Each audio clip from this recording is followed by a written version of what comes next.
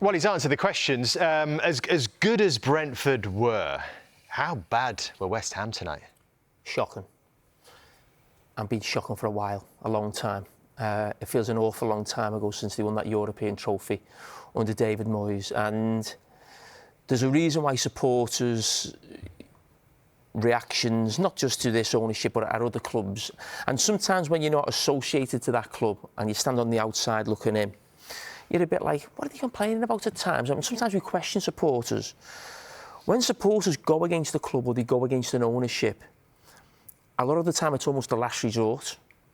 And very rarely do supporters of their own football clubs get it wrong. They know exactly what is going on at this football club, and it's not down to managers more often than not. The ownership at West Ham now is completely different to what we're seeing, the club that they've just absolutely battered them on their own patch.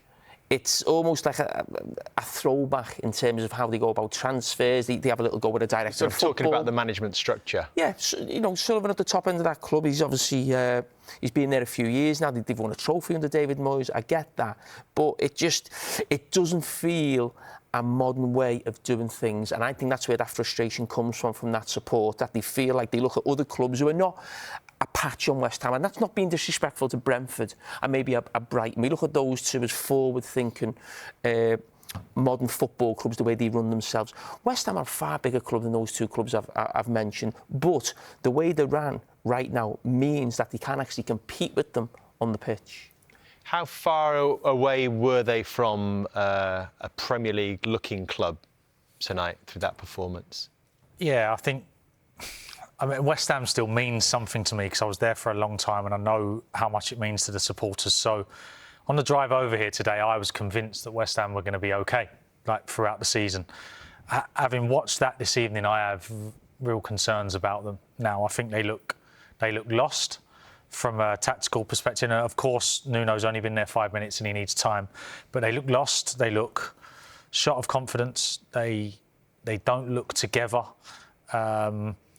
And we've spoken about Brentford, but I think Brentford will finish somewhere in the 6 or 7 towards the bottom of the league. And they've just absolutely tore West Ham apart this evening at their home ground. So that's going to need a seismic shift, that performance, West Ham. Nuno's got a hell of a job on here to get this team in a place where it's competitive within the next... You go to Ellen Road in 4 days. Ellen Road's going to be unforgiving, and they're going to need a big improvement on that to stand a chance. When you think of what you need in the Premier League, and we've played at that level, obviously 10, 15 years ago, but physicality and pace and energy will always be near the top of what you need to perform in this league. And what I've seen over the last 12 months with West Ham, I can't think of a less athletic team I've seen for a very, very long time in this Premier League. It's one of the slowest teams I've seen in Premier League football. You look at that first goal, and it feels like it's a throwback to 40, 50 years ago in football, where it felt like everybody had all the time in the world and there was space. I mean, the first goal was absolutely horrendous from a West Ham point of view. So they now go to Leeds on Friday night to take on a newly promoted side who've been playing well. The results haven't quite gone all their way, but that is live on Friday night, and might actually come a bit of relief, the fact they're playing away from home, because at home it has been nothing short of disastrous. 4 straight defeats to start a season for the first time in their league history. They are the 10th team in the Premier League to lose the opening 4 home games of a season. Of the other 9, 4 have been relegated. That has to be a major concern now, doesn't it, Jamie? They are scrapping for their Premier League survival here.